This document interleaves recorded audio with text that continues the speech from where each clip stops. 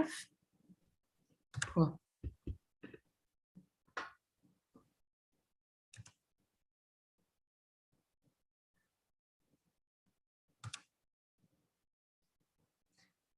Redirecting.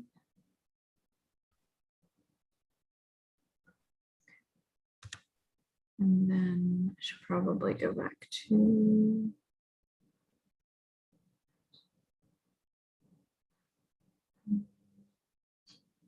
uh-oh.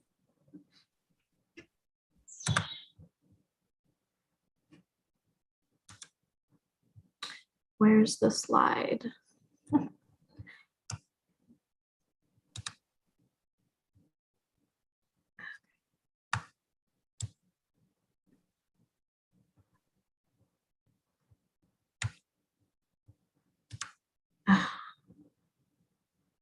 I'm just trying to look for the slide that I was sharing.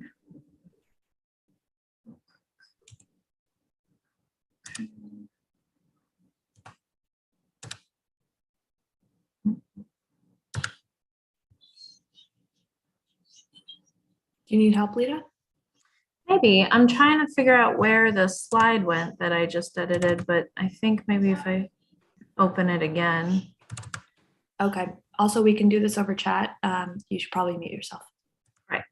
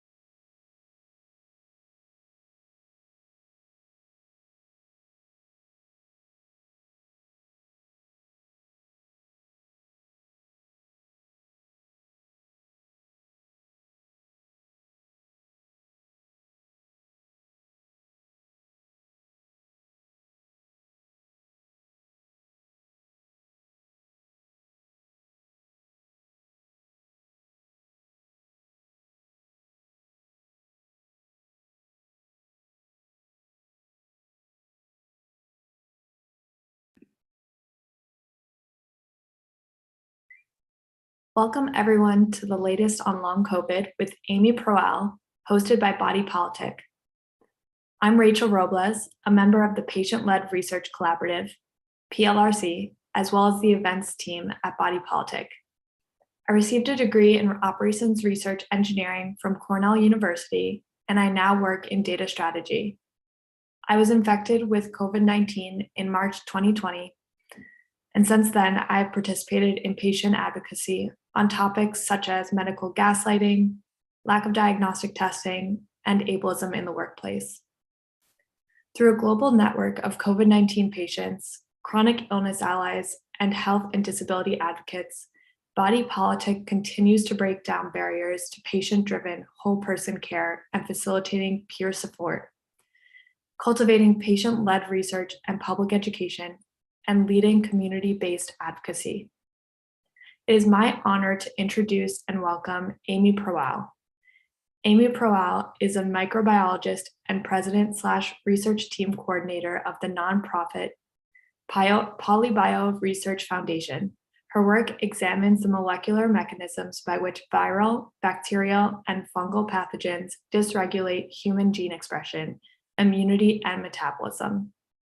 For PolyBio, Amy conceptualizes and coordinates collaborative projects among research teams studying infection-associated chronic conditions such as ME/CFS, LongCovid, and LongLyme.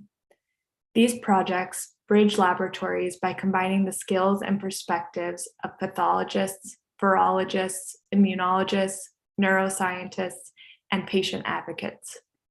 Amy holds a Bachelor of Science in Biology from Georgetown University and a PhD in microbiology from Murdoch University in Australia. And that was quite a mouthful. With that, I will pass it off to Amy.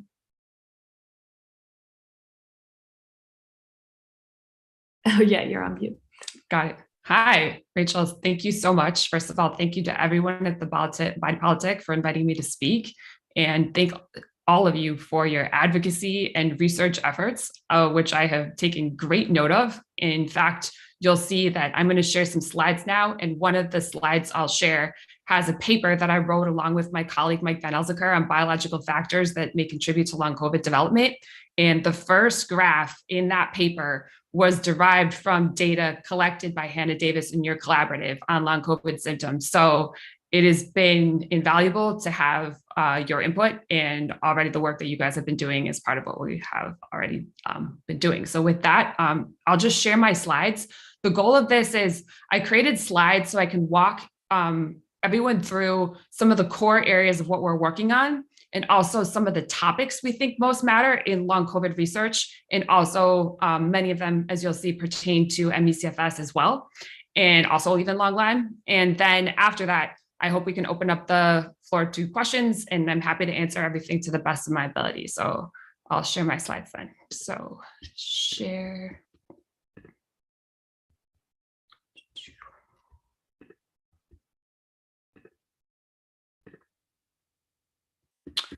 Does that work? Okay, great. So as Rachel mentioned, I am a microbiologist and also research team coordinator for PolyBio Research Foundation. So what I'm talking about today are largely projects that we have helped to coordinate or work on to get started as an organization. And as I just mentioned, about a year ago now, I published this paper along with my neuroscientist colleague, Mike Van Elzeker, who does a range of neuroimaging and other related studies on patients with ME/CFS and now long COVID at Harvard Mass General. And it was an overview of biological factors that could contribute to the long COVID disease process, with also many of them pertaining to the illness myalgic encephalomyelitis, or ME/CFS. ME/CFS is a condition that existed before the COVID-19 pandemic, in which we already know that patients infected with other viruses, and in some cases bacterial pathogens, also go on to develop debilitating chronic symptoms that can last a lifetime. And so part of how we were able to write this article is because we drew from the ME/CFS literature and the research we were already doing on ME/CFS, and also from literature on what we call other infection-associated chronic conditions, which include, for example, post-Ebola syndrome, post-Zika syndrome, or other conditions in which it is well understood that a subset of patients infected with most major viral or bacterial pathogens develop chronic symptoms. And so already having an understanding of a lot of that literature and research brought us into the field of long COVID.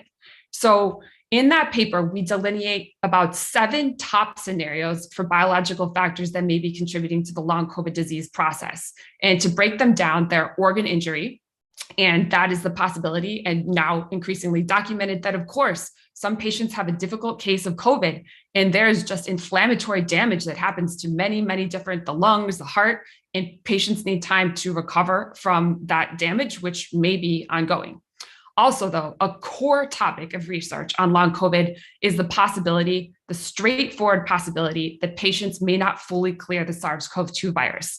And the virus may persist in what we call a viral tissue reservoir. In other words, a small amount of virus is no longer in the blood, can no longer easily be detected by a routine nasal swab test, but is embedded itself, in simple terms, in tissue, where it remains and can continue to provoke the immune system or drive chronic symptoms.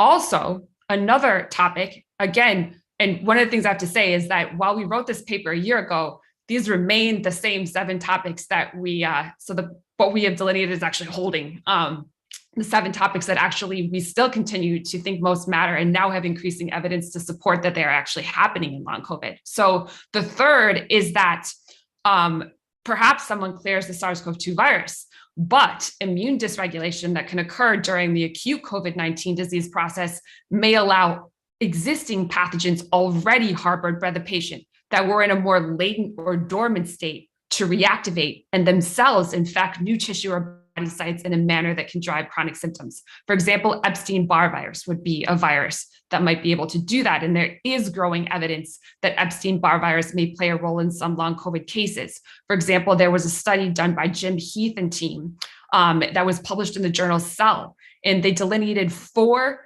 biological factors, 4 factors that contributed to the development of long COVID. And one of them was Epstein-Barr virus viremia. So that trend of possible reactivation of Epstein-Barr virus is now more actually documented in research papers beyond this one.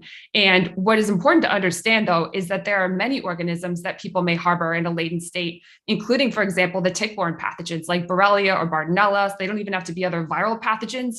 So there may be differences in different patients in what may activate or reactivate in different cases of patients who have long COVID symptoms.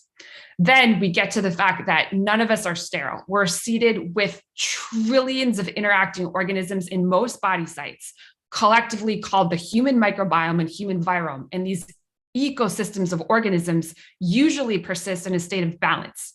But under conditions of disease and under conditions of infection, these ecosystems can shift towards a state of imbalance called dysbiosis, in which their imbalance and the imbalance in the products created by organisms in these imbalanced communities can contribute to many chronic symptoms. That could also be a contributor to long COVID. Then finally, we have blood clotting or coagulation issues, also possibly autoimmune pathology. For example, autoantibodies are now increasingly detected in patients with long COVID, but later I'll explain a mechanism called molecular mimicry that may contribute to how some of these autoantibodies actually originate.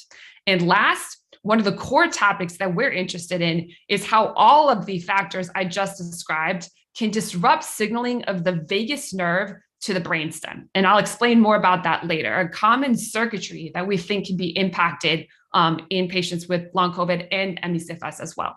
So when we get into the topic first, I'm going to skip organ injury. It's fairly straightforward, and I want to go to viral reservoir first.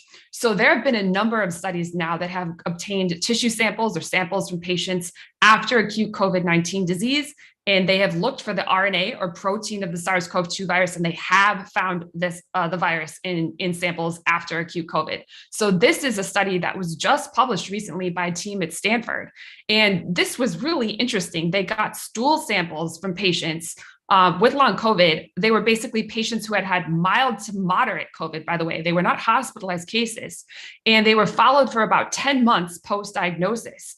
And when they swabbed the patient's throats, there was not evidence of the SARS-CoV-2 virus, but when they checked their fecal samples or stool samples, They did find that after 4 months, 12.7% of participants continued to shed SARS-CoV-2 RNA in their feces. And at 4 months after diagnosis, 3.8% of subjects shed at 7 months. And honestly, this is eye-opening because usually we don't even necessarily see virus in stool sample. We technically think it gets into tissue. So the fact that this was actually virus shedding into stool directly is a really strong indication of ongoing infection, in my opinion.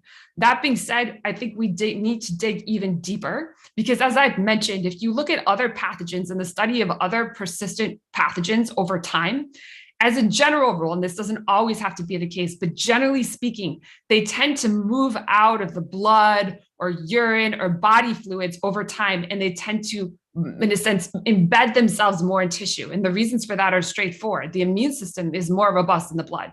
The immune system is more robust in fluids where there's a lot of circulating immune cells. But once an organism can, in simple terms, hide in tissue, it's more protected from the immune response. So it's just a logical thing for these pathogens to do.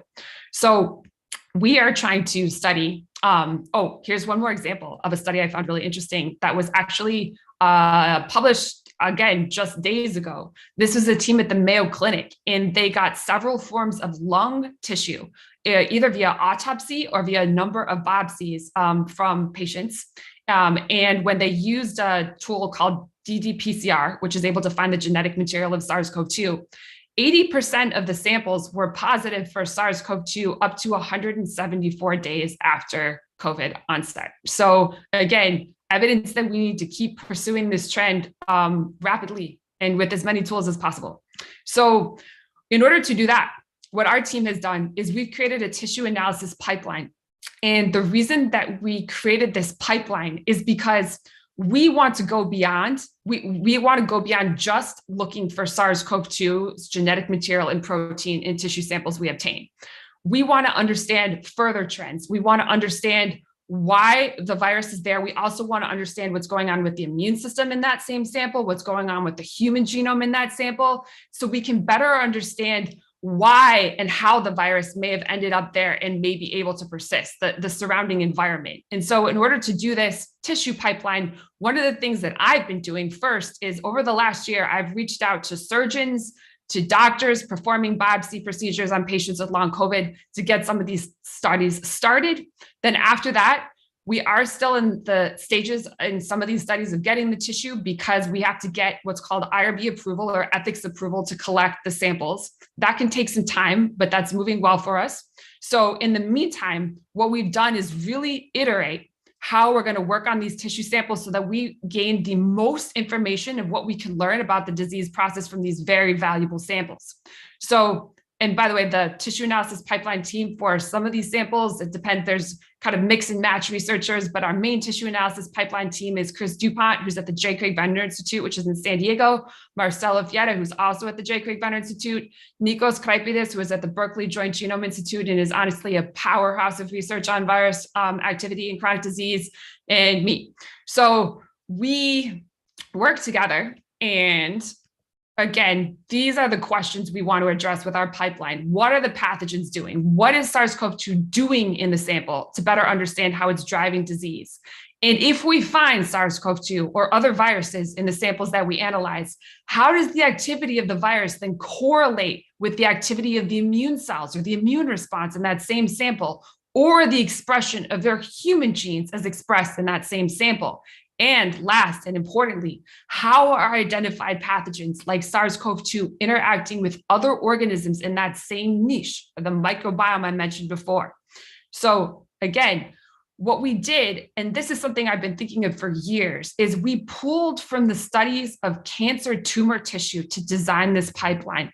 It's important to understand that some of the top advances in understanding the cancer or tumor disease process are derived from using what are called sequencing technologies, which are technologies that identify organisms, bacterial, viral, fungal organisms, not on whether they, are present in a petri dish, but based on their genetic material. You take the genetic material out of a sample, you pull all the DNA and RNA out of a sample, and you use computers to map it to the genomes of these different organisms.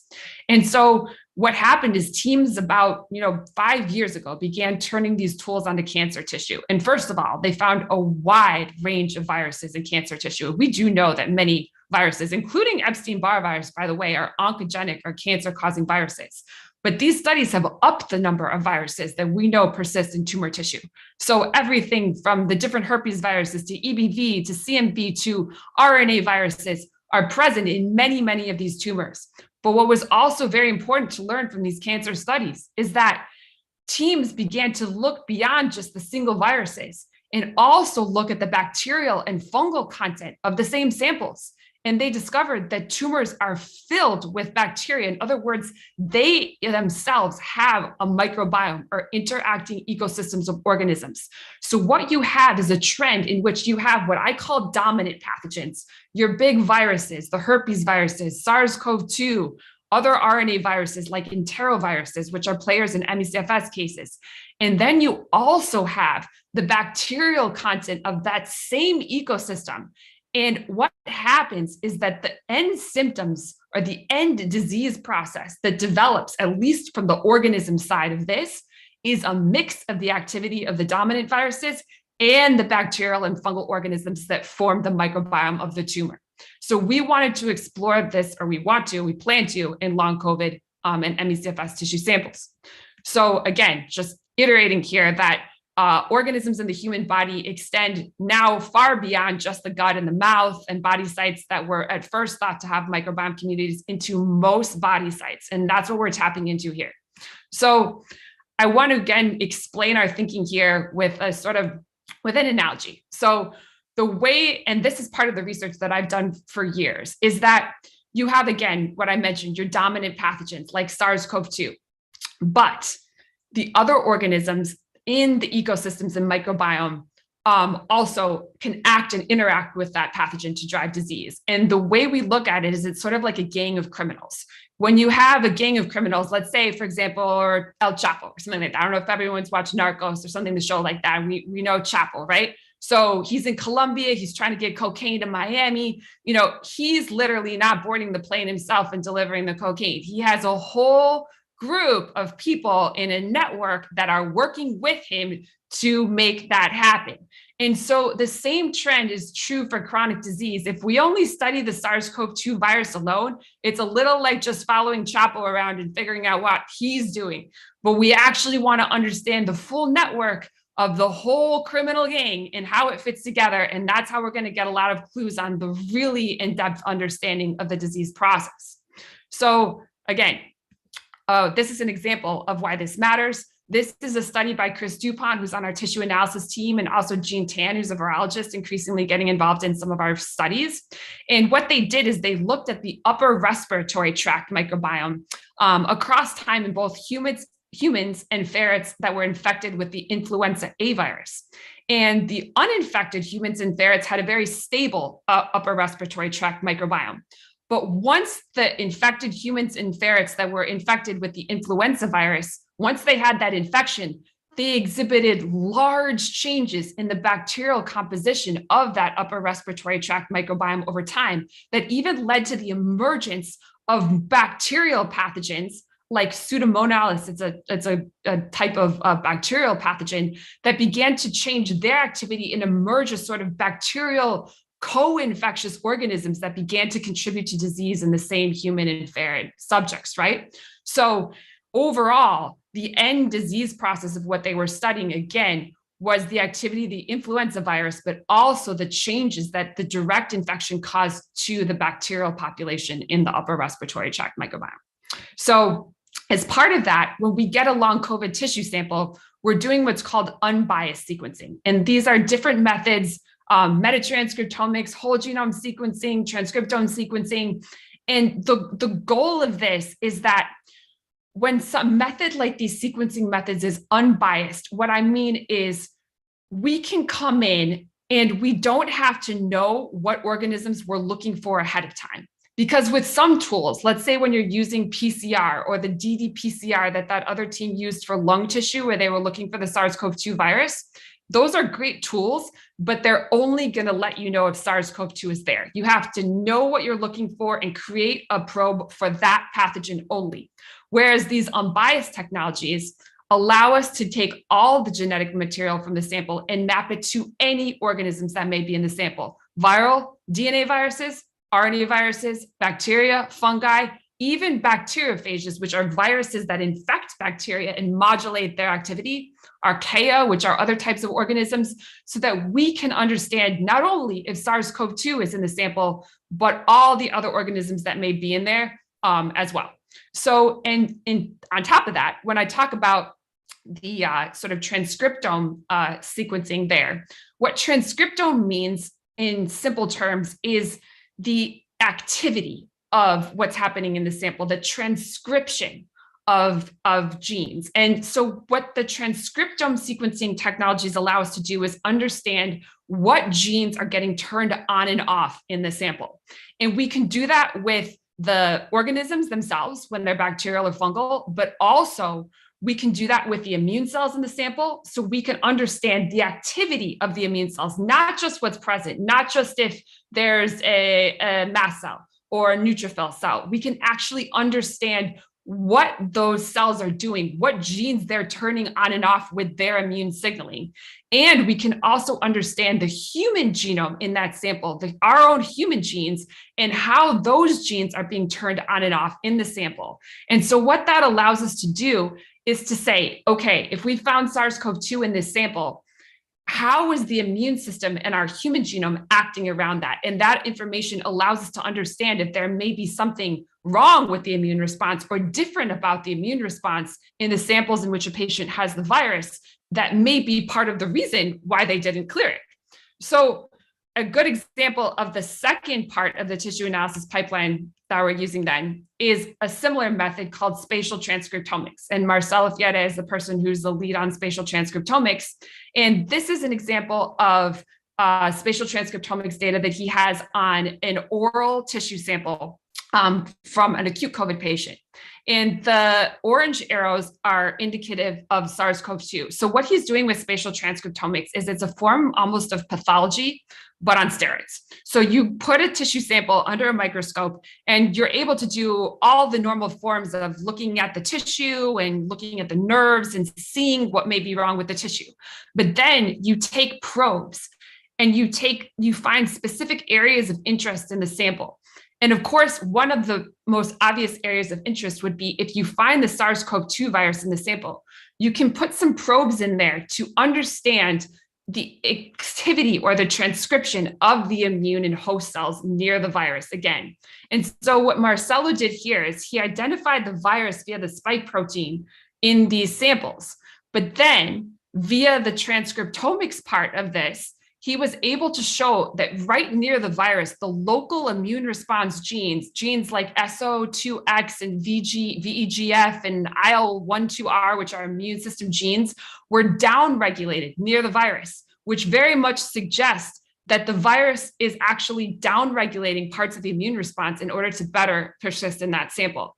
And then they also showed upregulation of pathways involved in the formation of fibrin clots, apoptosis or cell death, and also tissue destruction, for example, with the matrix meloproteases right near the virus. So what that allows you to say is, okay, we found SARS-CoV-2 in this sample, and it seems that when the virus is there, the immune system is acting differently. It's downregulated. It's not as active. And there's other stuff happening, fibrin clots, tissue destruction. Perhaps that's part of why the virus is there. So that's how we're building this information into our analysis of the samples. So this is important too, is that we made a major effort to preserve our samples very clearly in an RNA stabilizing solution. And I just want to hammer how important that is. This is a study, it's a preprint still of a recent NIH autopsy study. And it's an amazing study because although it's still in peer review, they identified SARS-CoV-2 in a wide range of human body sites, from skeletal muscle to adipose tissue, to the cervical spinal cord, to regions of the brain, including the brainstem and the basal ganglia, in subjects who, in some cases, harbored the virus for up to 230 days after initial illness. And some of the patients have been on steroids, so there's some variability in the data, But again, it's another study that really suggests that persistence of SARS-CoV-2 is certainly possible in a number of body sites. But this is key. They found the virus in a good number of brain tissue samples when some other teams have not. And one thing they stress in the discussion of the paper is our focus on short post-mortem intervals, and what they mean is like rapid acquisition of tissue after autopsy, comprehensive approach to tissue collection, and preservation techniques, including RNA later and flash freezing of tissue, allowed us to detect and quantify virus levels with high sensitivity by ddPCR, as well as to culture the virus, which are notable differences compared to other studies.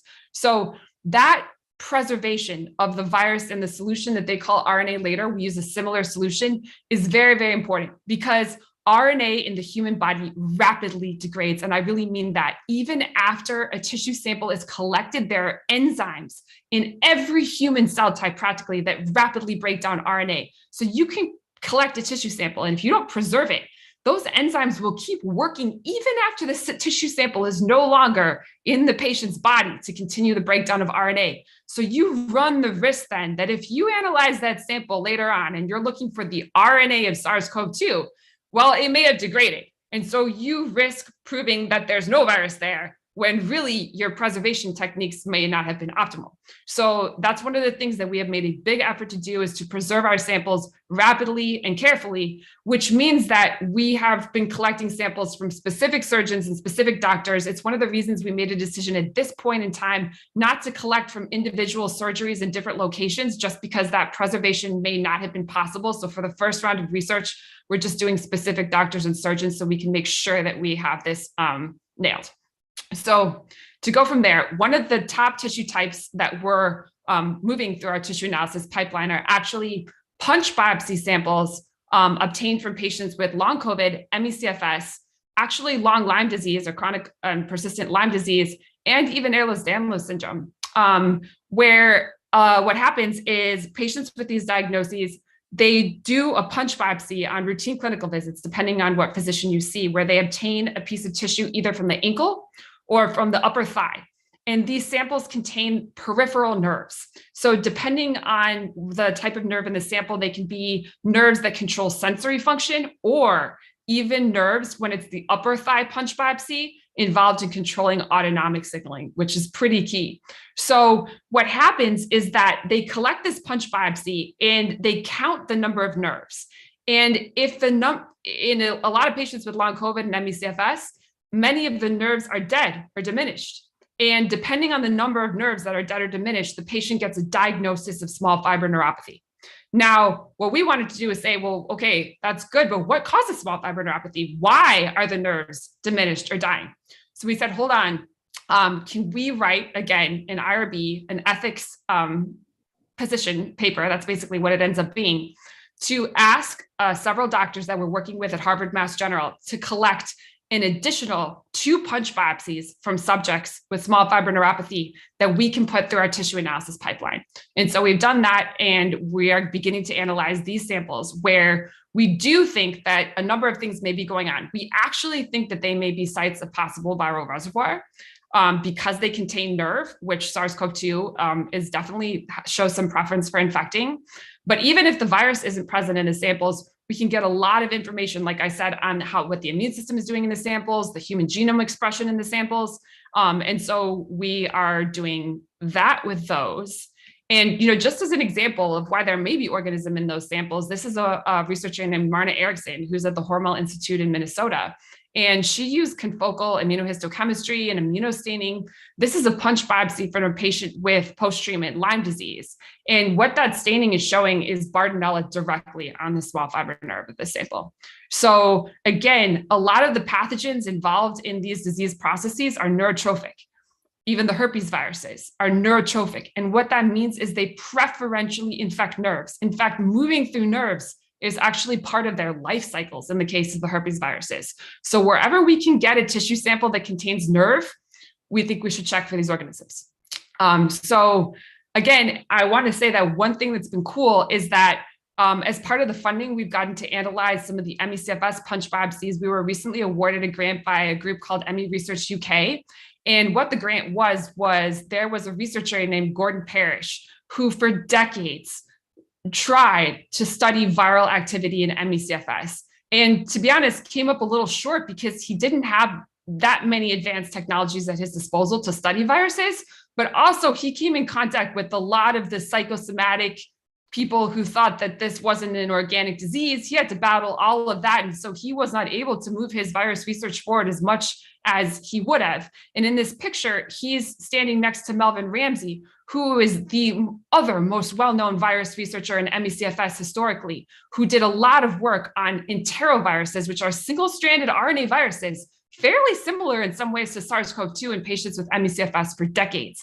And so Gordon Parris recently passed away, and his family left a trust of about $250,000. And we applied for that money for analysis of these samples and also some stomach tissue samples obtained from researcher John Chia from ME/CFS patients. And we were awarded that money. And it's a huge honor for me because the family awarded the money to the team that they thought could best study viral activity in ME/CFS and LongCovid. And it's an honor to get that grant as our team.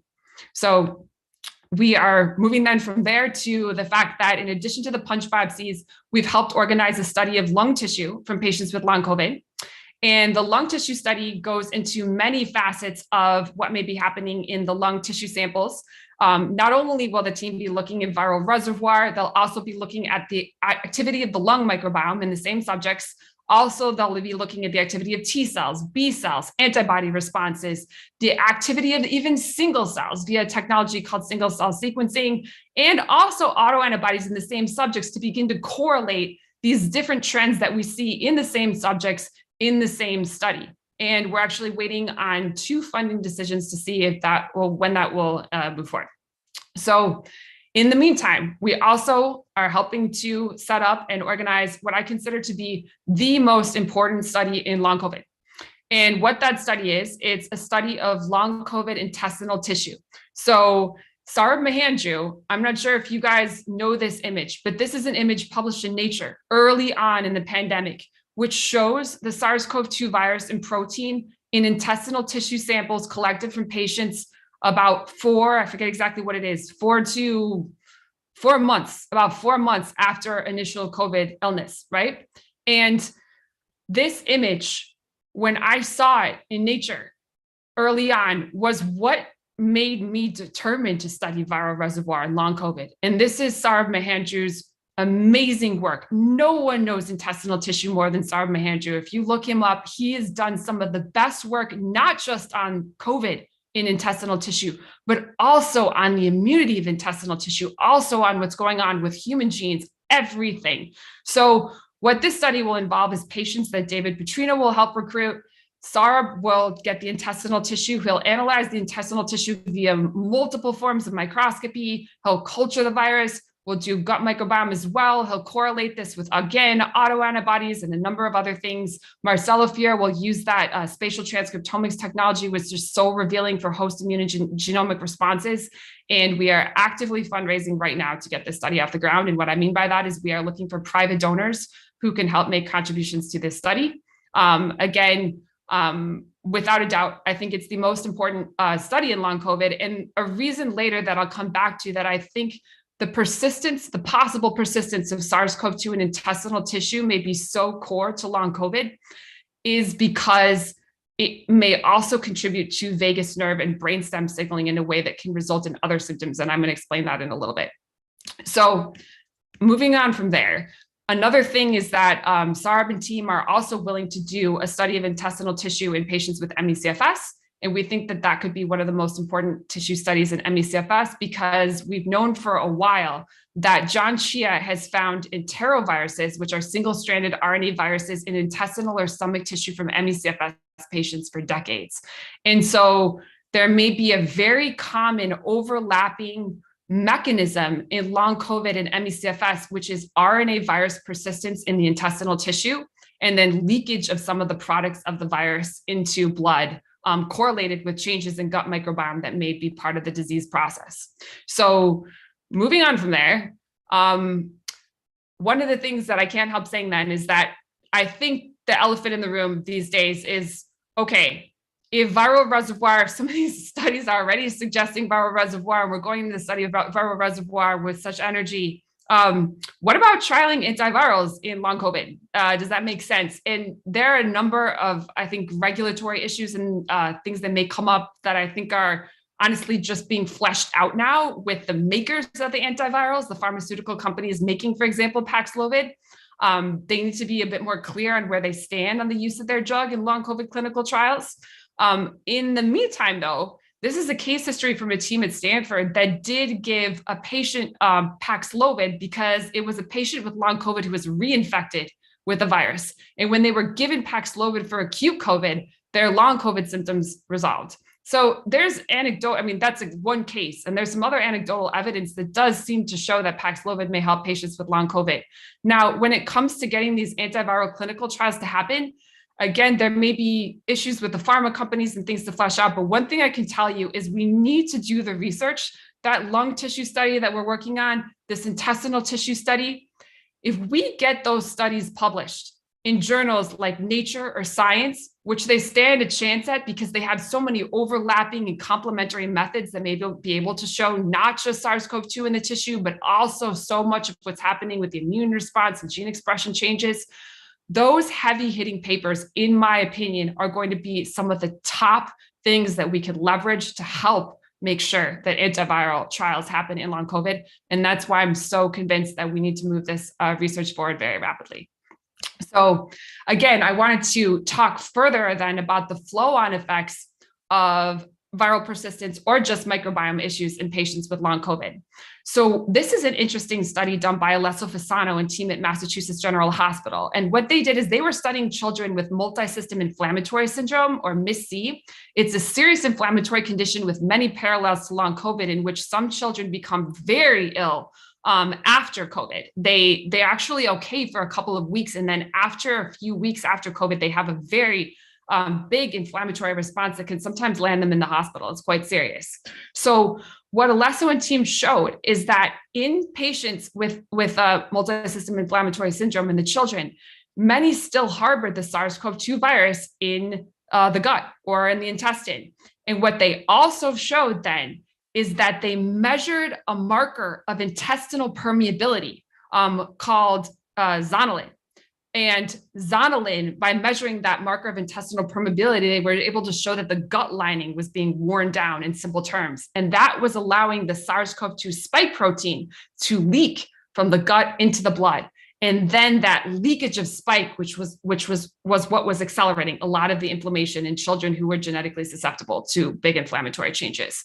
So it's very possible that something similar may be happening in long COVID patients. If there's reservoir of the virus, for example, in the intestine, you might get a worn down gut barrier again and leakage of spike into blood. It's not inconceivable. And if that happens, it's very possibly correlated to the microclot findings that some of us are pretty familiar with in long COVID. So Ricia Pretorius and team at Stellenbosch University and Douglas Cowell, her colleague, who are old friends of mine, I've known them for 10 years. I actually brought them into the study of ME/CFS before COVID even started, which is interesting because I already had suspected that clotting and coagulation issues may matter in ME/CFS. But they showed and have continued to show the presence of amyloid fibrin microclots in the blood of patients with long COVID. And one of the studies that they've done, which I don't think gets enough attention, is that they spiked blood with the SARS-CoV-2 spike protein and were able to show that these clots formed. So that doesn't have to be the only reason that these clots form, but certainly you could see a scenario in which spike protein is one of the drivers of microclot formation. And what I think is also, and this is just a study, by the way, that we're going to preprint tomorrow. This is another study I worked on with the team at the J. Craig Venn Institute, Marcella Fiera again, and Jean Tan. And we actually got both saliva and blood samples from patients about 4 to 6 weeks after initial COVID. And we don't have the symptom data on that patients. They actually came in and we just collected their blood and salivary samples. And so we don't know if they had ongoing symptoms, but what we do know is that we measured their antibody responses, and these patients created robust antibody responses, really strong antibody responses in both saliva and blood to the SARS-CoV-2 virus. But then we used a method called shotgun proteomics to show that even these convalescent, what we mean is convalescent means produced antibody subjects, express proteins in plasma that were clotting factors. In other words, there was an upregulation of fibrinogen and clotting factors in the blood of these patients post-COVID. So it's another study that also suggests that clotting and fibrinogen issues are a key trend in what is occurring in patients after acute COVID. And interestingly, the saliva of patients reflected some of the inflammatory changes that were correlated with the clotting in the blood. So we are going to pursue analysis of saliva in addition to blood to be able to, sometimes use saliva as one of the easiest fluids to collect to be able to infer some of the inflammatory changes that may be happening in these patients. So moving from that back to Riccia Pretorius's work, I also think it's really important to understand that platelet hyperactivation is part of the clotting process. So platelets are tiny red blood cells that basically contribute to clotting processes. And this is Riccia's work. This is a paper by Riccia, which shows that platelets have receptors for a wide range of bacterial and viral products. This is actually bacterial products, but they recognize many, many different bacteria and the products they create. And one of the products that many bacteria create is called lipopolysaccharide, or LPS. And they showed earlier, before COVID, the same team, that you can spike a blood sample with LPS, this bacterial cell wall component, and that can actually also lead to clotting in blood.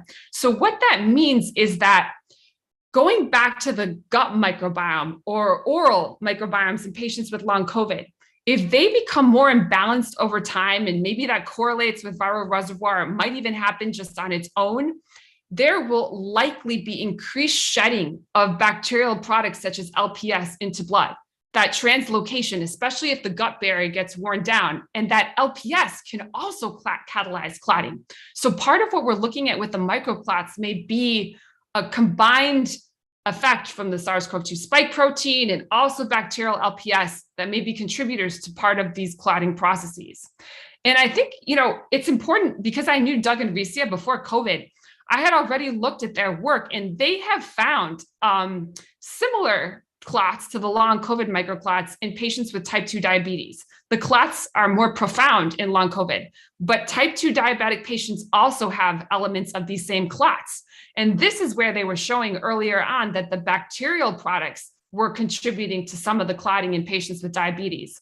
And I do think it's interesting that that Jim Heath study that was published in Cell, this is the paper, found that one of the pre-existing factors that contributes to long COVID development in their study was pre-existing type 2 diabetes. So there may be some underlying issues in patients in which patients with type 2 diabetes who already have some predisposition for clotting are hit, or pre-diabetic in a sense, are hit harder later when something like the SARS-CoV-2 spike protein or further microbial leakage further augments clotting in them. It may be one of the reasons why type 2 diabetes was seen as a predisposing factor in this study. So going back to the small fiber neuropathy in these patients, going back to these punch biopsy samples and the diminished peripheral nerves, I started looking through the literature on diabetes, because small fiber neuropathy also occurs in patients with diabetes and type 2 diabetes.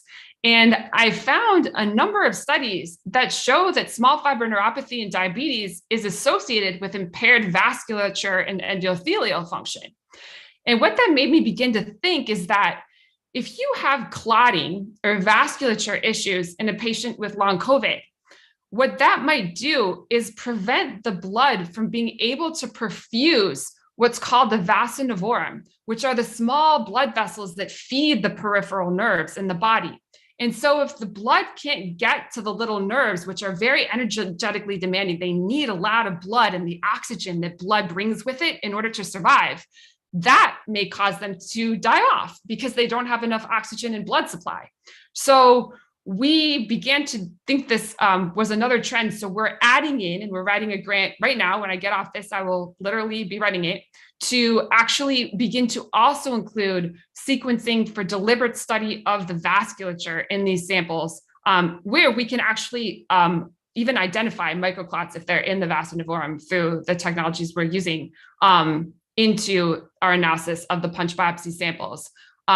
Because we do think that it might be possible, then again, this is kind of my model, but that if the blood is coagulated and cannot feed the peripheral nerves as well, that may be part of why they die off. And then when there's less oxygen in the tissue site, that leads to what's called hypoxia, or a low oxygen environment. And persistent pathogens like the herpes viruses or SARS-CoV-2 or bacterial organisms flourish in a hypoxic environment. So that hypoxic environment may actually become a conducive atmosphere to colonization by other organisms or serve as a site of reservoir. So all those trends could be connected. And then moving beyond that, I just want to talk about the last thing that we think is very important in long COVID and ME/CFS as well, which is the potential dysregulation of vagus nerve to brainstem signaling. So we know that patients with ME/CFS and long COVID have central core symptoms, not everyone, but many patients. And those include the flu-like symptoms, the sickness behavior symptoms, that's what I'm going to call them, post-exertional malaise, or an inability to recover from even minor bouts of exercise, autonomic dysfunction, which is difficulty moving from a sitting to standing position without getting extremely dizzy, pain and nausea. These are some central symptoms in long COVID and ME/CFS. So how does this come in with the vagus nerve? Well, the vagus nerve is an important cranial nerve that innervates every major trunk organ of the body. And in each of these body sites, the vagus nerve has what are called chemoreceptors. They're receptors that sense inflammation. And if the inflammation that they sense, this inflammation could be in response to viral reservoir. It could be in response to microbiome imbalances. It could be part of a reactivated virus, EBV. All of these things could cause inflammation that would be sensed by the vagus nerve.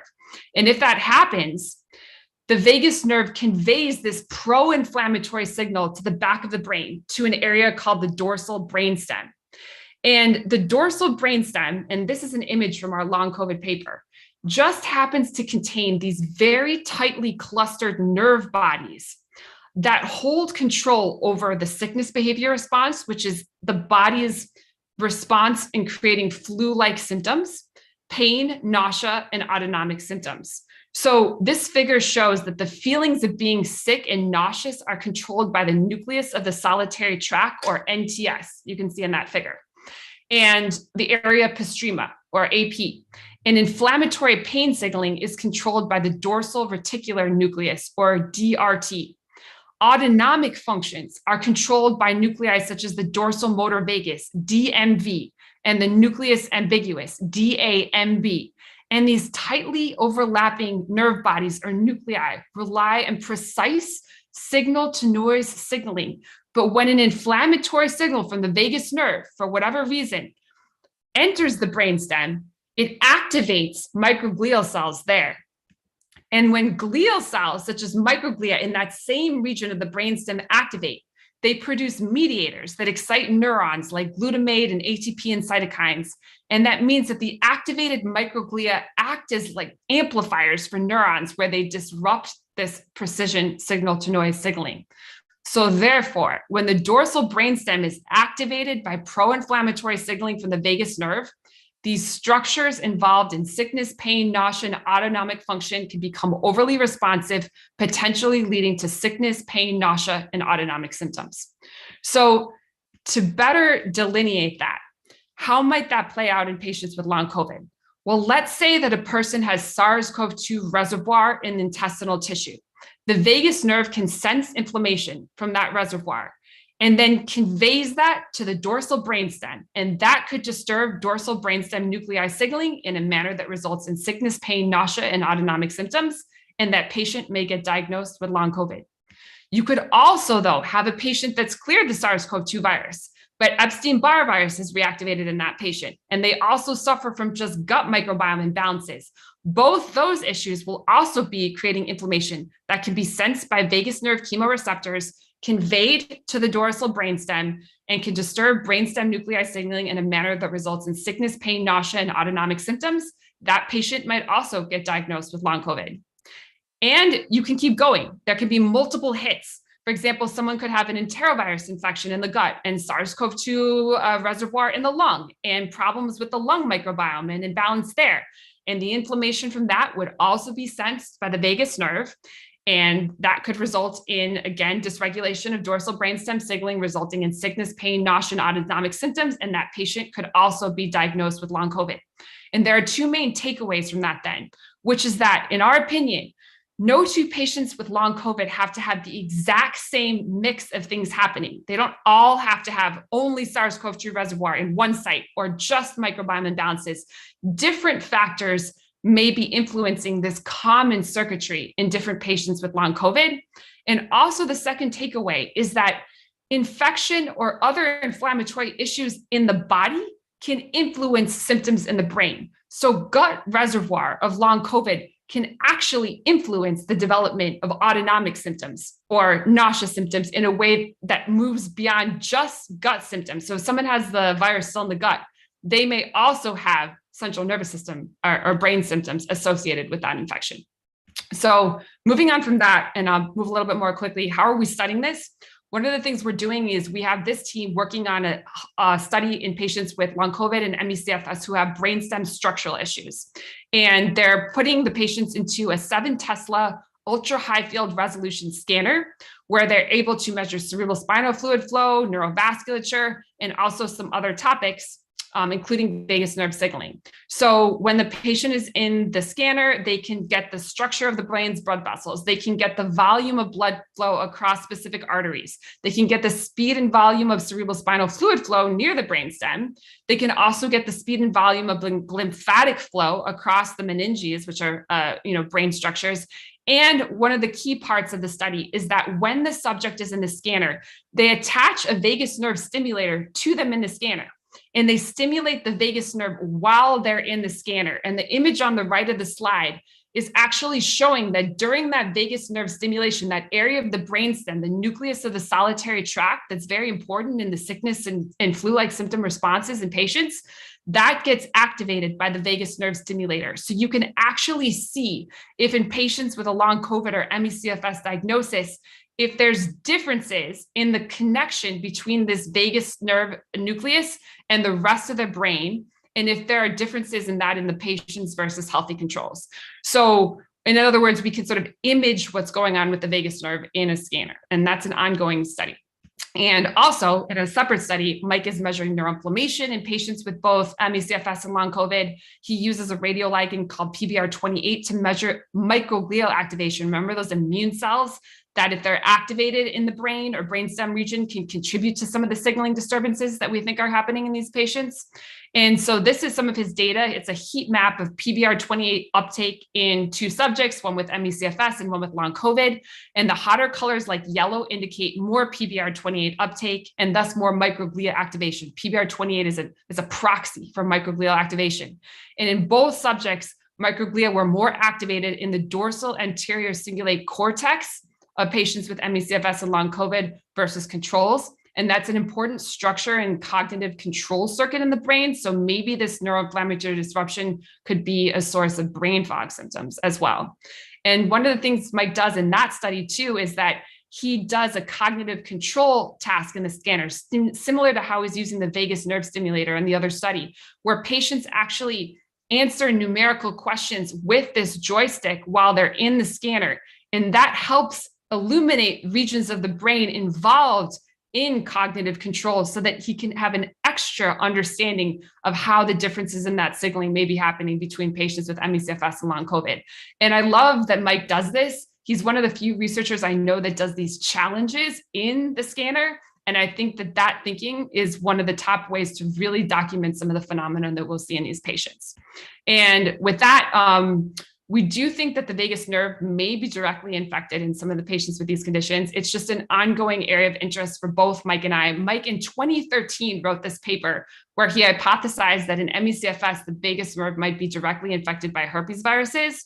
And I have to say that Dharma Blashi, who is a friend of ours and discovered the HHV6 virus, says that the paper keeps him up at night because he thinks it's so likely to happen. And I have to say that the more you think about it, when there are these neurotrophic pathogens like herpes viruses, and even the SARS-CoV-2 virus does seem to infect neurons. So it would be a little unlikely that they would infect nerves, but that they would not infect the vagus nerve, this major, major nerve. It seems unlikely, especially because the vagus nerve is sort of a highway throughout the body that would be a great sort of network to travel if you're a pathogen. So it just seems unlikely to me that they leave the vagus nerve completely alone. So This study from a team in Germany, this is acute COVID. They did find in acute COVID the virus in the vagus nerve and in the brainstem. The green arrows on the left show SARS-CoV-2 protein positive cells in the medulla oblongata of the brainstem and SARS-CoV-2 nucleoprotein in the cranial nerves, which is the vagus nerve. So, it's not impossible that SARS-CoV-2 could directly infect the vagus nerve. And this is a study that I find fascinating. This is going back to influenza, but this is a team in Japan that infected mice and actually watched and were able to track in the mice how the influenza virus in the lung traveled the vagus nerve to get into the brainstem, into that area of the brainstem, the nucleus of the solitary tract. So it used the vagus nerve as a route from the lungs to the brainstem. So this is an area we're interested in. So again, you could have a long COVID patient that has a direct infection, herpes virus infection of the vagus nerve, and perhaps SARS-CoV-2 in the brainstem itself. That might be a very serious case of long COVID, but it's not impossible. And I'm not sure, I could keep going, but should I stop here so we could do some questions? Yeah, I think that sounds like a good idea. Okay. Okay. Well, first of all, I just wanted to say thank you so much for this insightful, just incredibly thorough presentation. And I think I'm probably not the only one to say that I love your passion about the subject. And I'm so glad that there's people like you who are investigating the causes to our illness. So just wanted to throw that out there. And now we can jump into the Q&A. I just wanted to give everyone a reminder that we can't provide any medical advice, so please keep any questions relevant to the topic. And let's dive in. So the first question we have has to do with our connective tissues. How can we heal and protect them? Good question. Yeah, so I will go to this slide where one of the tissue types that we are running through our tissue analysis pipeline are, I'm not sure if you're familiar with cranial cervical instability, but it's a structural issue that some patients with long COVID and ME/CFS are reporting.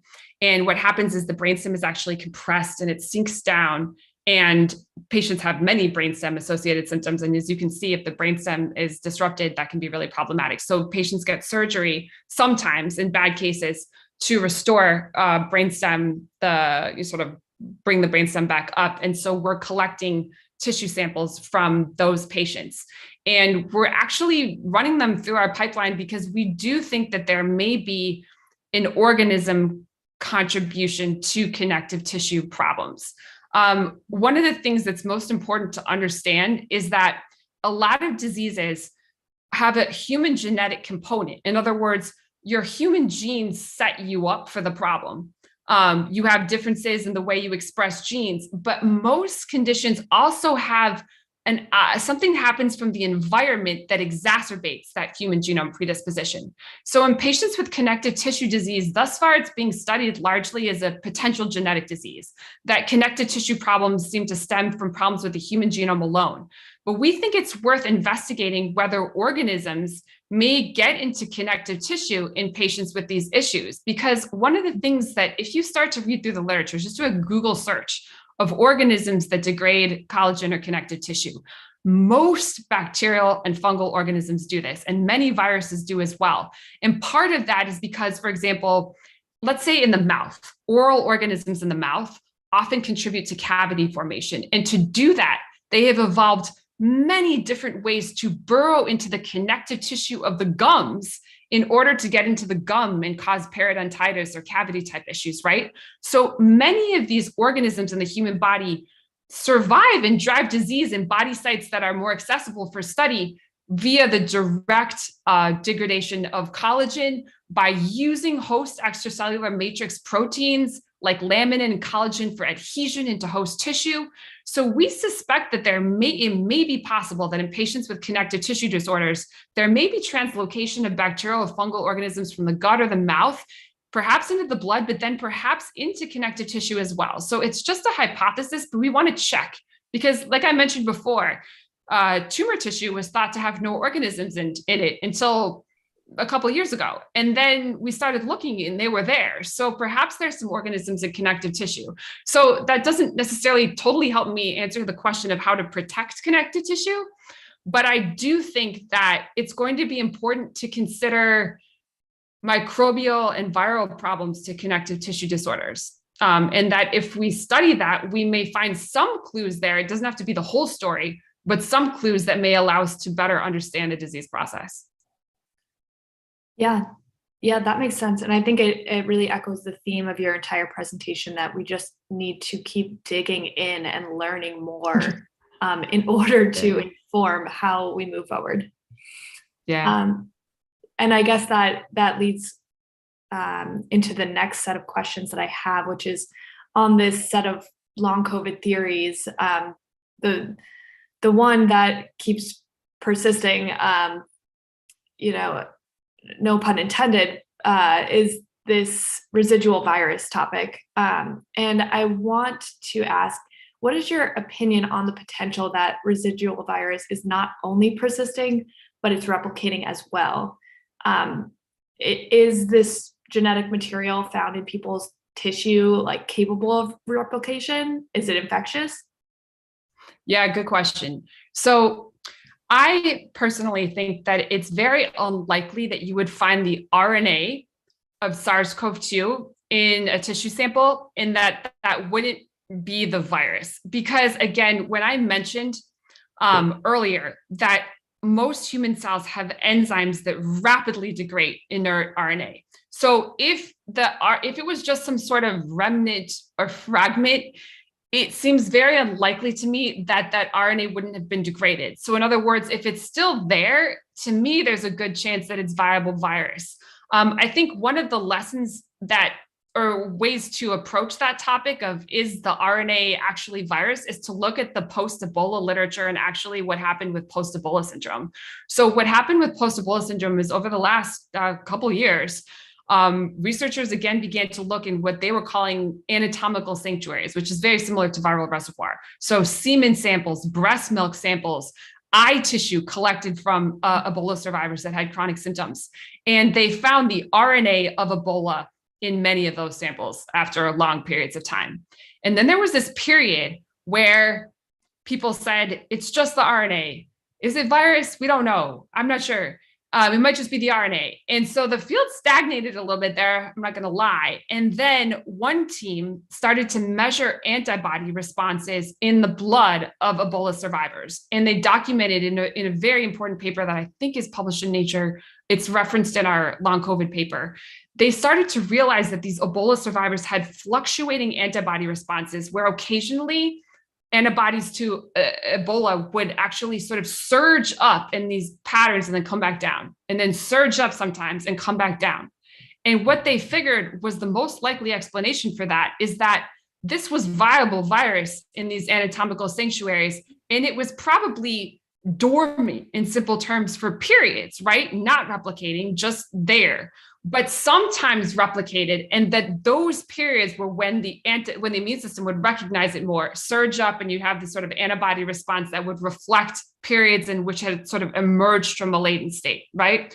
And then there were still some questions like, oh, okay, are we sure? And then a new Ebola outbreak unfortunately started in Guinea, and there were a number of research teams that tracked the strain of the Ebola virus that started that outbreak, and it was practically exactly similar to a strain of Ebola that a patient had harbored persistently in this RNA form for years. So they had to conclude that the new Ebola outbreak was sparked by someone who was carrying viable Ebola virus.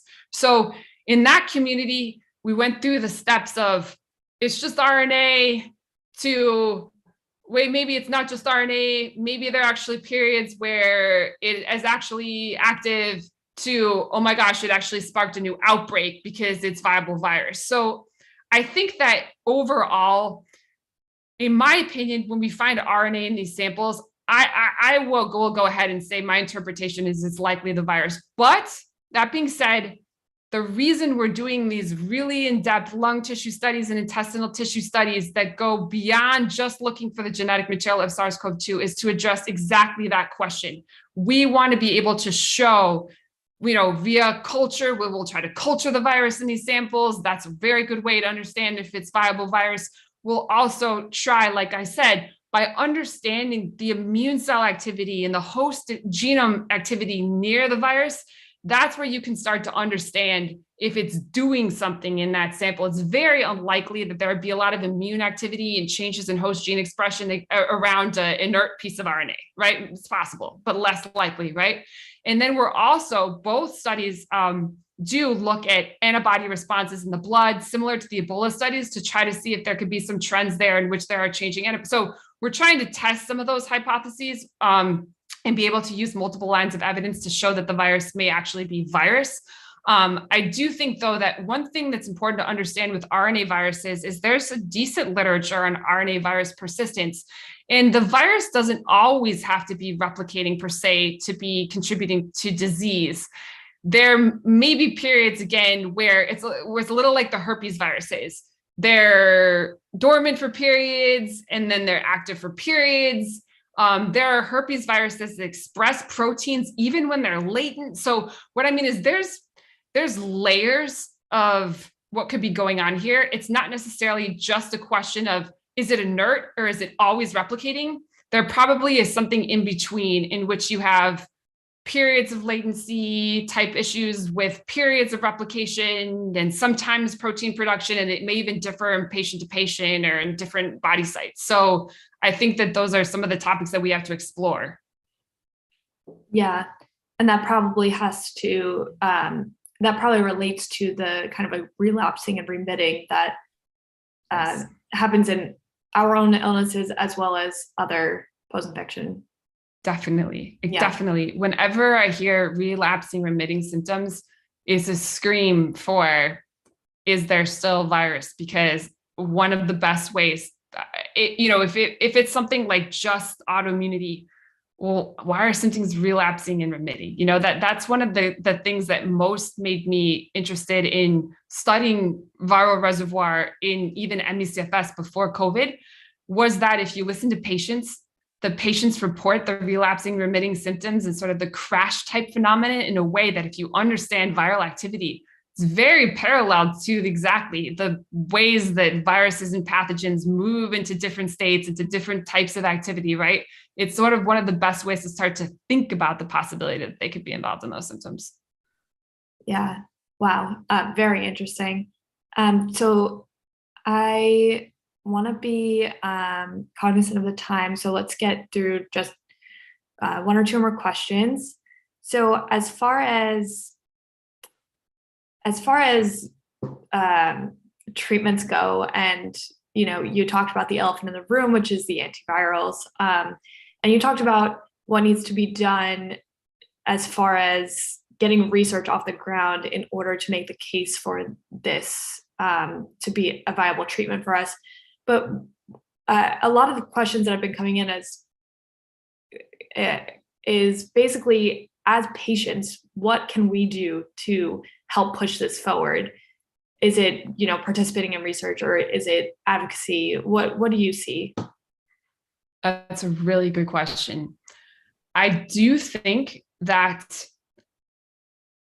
patients sharing their anecdotal experiences with, there's a patient who I've seen on Twitter who has been documenting her symptoms with Paxlovid. Honestly, to me, that's an interesting case to follow. I do think that patients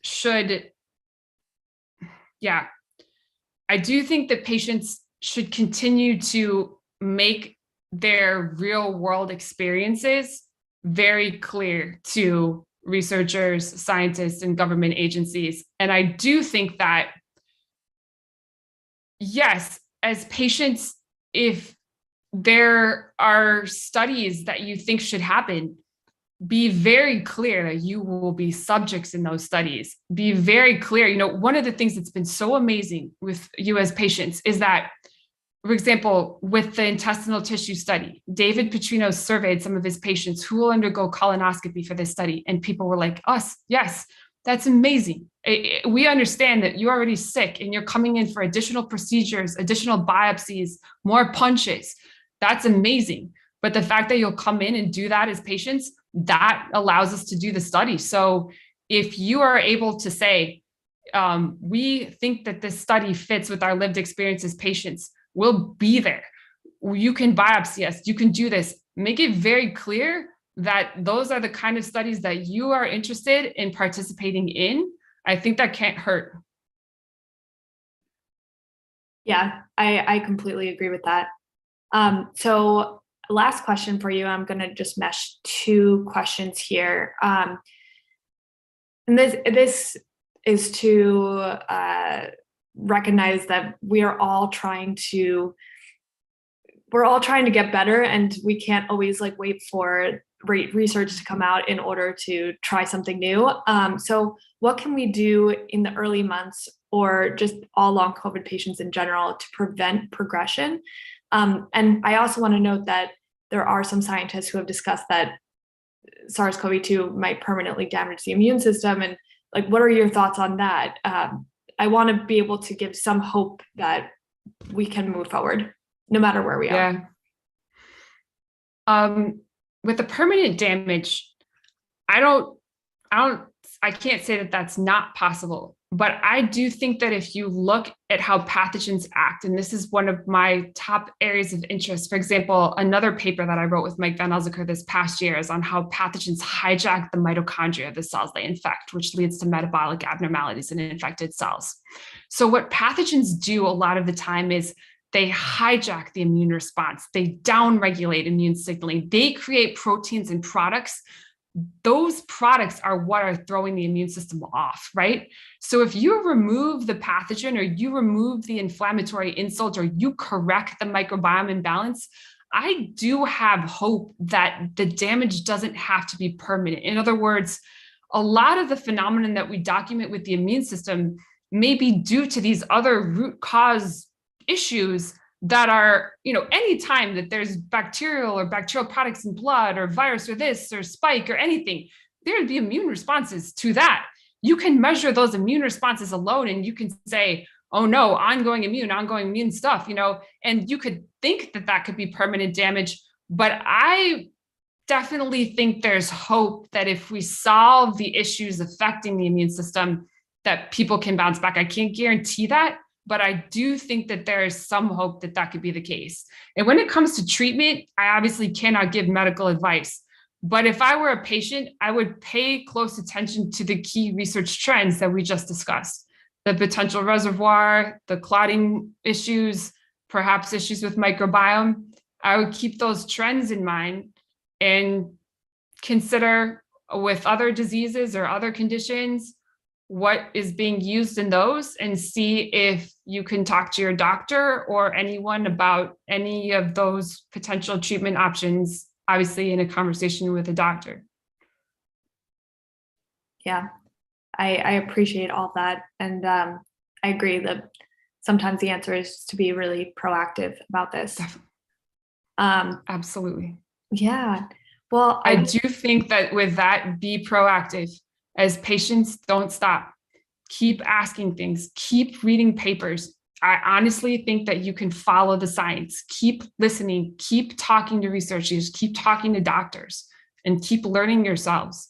You can do it. I've seen so many patients who understand so much about their condition. So do not stop. Do not buy the narrative that this is a mysterious illness. There are many concrete things that we're finding and studying. It is not mysterious. There's lots to go on. I love that. Knowledge is power. Yes. Yeah. Well, I want to let you go because you've given us so much of your time so graciously. And I want to speak on behalf of Body Politic for saying thank you. This has been incredibly helpful. And yeah, I hope that we've been able to answer some people's questions. So on behalf of Body Politic, the grassroots organization at the forefront of the patient-led movement for long COVID, thank you for joining us wherever you are. We are an entirely volunteer-run organization made up of largely COVID-19 patients.